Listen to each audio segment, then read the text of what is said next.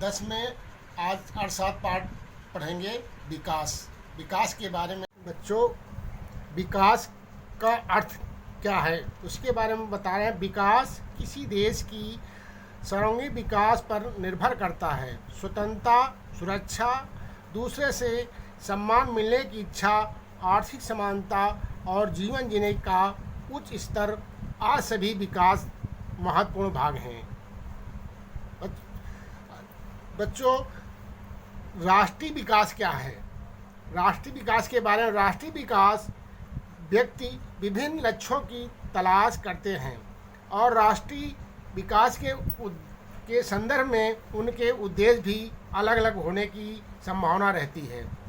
उदाहरण के लिए, देश का किसान अलग माध्यम से, व्यापारी अलग माध्यम से और शिक्षक अलग माध्यम से चाहेगा। राष्ट्रीय विकास के तहत उन लक्ष्यों को प्राथमिकता दी जाती है जो बड़े पैमाने पर लोगों का लाभ पहुंचाते हैं, उसे राष्ट्रीय विकास कहते हैं।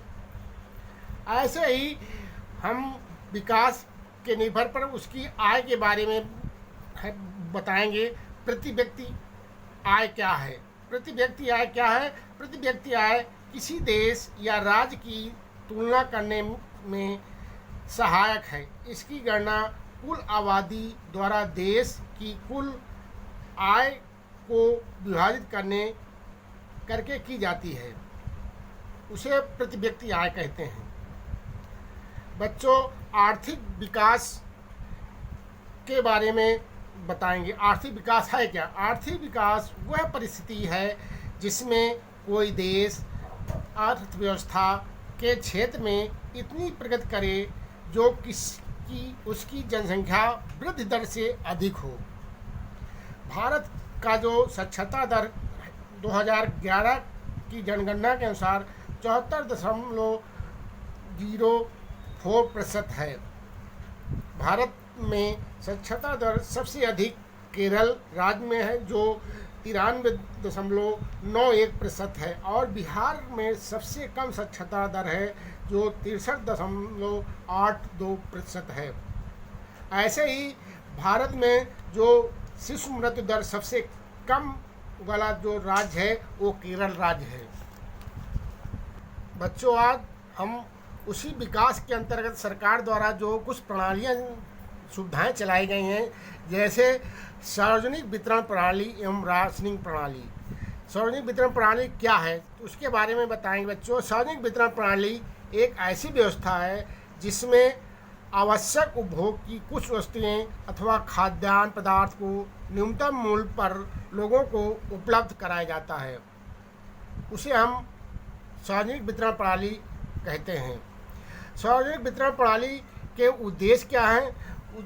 सार्वजनिक वितरण प्रणाली में पहला उद्देश्य है उचित मूल्य की दुकानों के माध्यम से नियंत्रित मूल्य पर आवश्यक वस्तुएं एवं खाद्यान्न जैसे गेहूं है, चीनी है, चावल है, मिट्टी का तेल आदि उपलब्ध कराना है।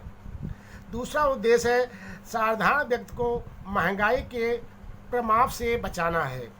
बच्चों, तीसरा उद्देश्य है पूरे देश में सामाजिक कल्याण के उद्देश्यों का प्राप्त करना है। चौथा उद्देश्य हमारा है बाढ़, सूखा जैसे आकस्मिकताओं में खाद्यान्न सुनिश्चित कराता है सार्वजनिक वितरण प्रणाली। तो सार्वजनिक वितरण प्रणाली के ये उद्देश्य है और इसी के साथ साथ सार्वजनिक वितरण प्रणाली के लाभ भी हैं जो गरीबी लोगों को नियंत्रित मूल्य पर आवश्यक वस्तुएं उपलब्ध हो पाती हैं। नंबर 2 है खाद्यान्न तथा आवश्यक वस्तुओं का न्यायोचित वितरण किया जा सकता है।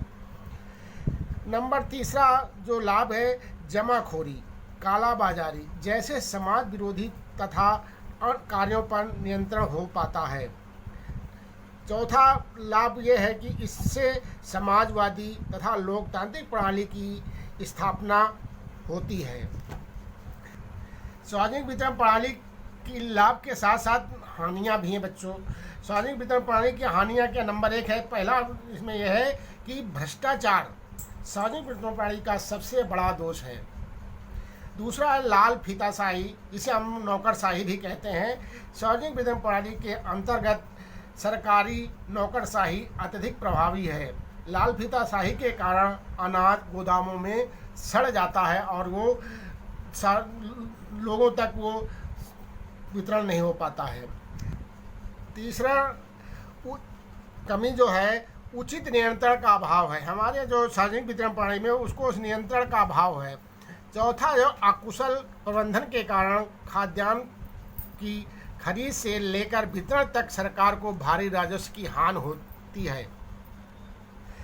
बच्चों, ये सार्वजनिक वितरण प्रणाली के बारे में था। अब हम मानव विकास हेतु जो मापदंड सरकार के द्वारा विश्व कल्याण के द्वारा बनाए गए हैं, तो मानव विकास हेतु उपयुक्त 3 मापदंड हैं जिसे संयुक्त राष्ट्र विकास कार्यक्रम ने माना है। नंबर 1 है जीवन प्रत्याशा, नंबर 2 है साक्षरता दर, नंबर 3 है प्रति व्यक्ति आय। ये 3 मापदंड है बच्चों। जीवन प्रत्याशा का मतलब है कि जितना अधिक लोग अपने जीवन प्रत्याशा के बारे में जानेंगे, करेंगे, बढ़ेंगे, तो उसी को ऐसे ही साक्षरता दर, जितना अपना साक्षरता दर जितने पढ़े लोग होंगे उतना ही मानव विकास का मापदंड बढ़ेगा। ऐसे ही प्रति व्यक्ति आय भी अधिक होगी। बच्चों, अब हम सशक्त विकास क्या है, मतलब सशक्त विकास के बारे में बताएंगे। सशक्त विकास वह प्रक्रिया है विकसित और विकासशील देशों में आर्थिक विकास प्राकृतिक संसाधनों और पर्यावरण के आधार पर किया गया है। उदाहरण के लिए लोहा है, सोना है, चांदी है या कोयले के अत्यधिक खनन और कच्चे तेल की निकासी से इन संसाधनों के भंडारों में कमी आ जाती है।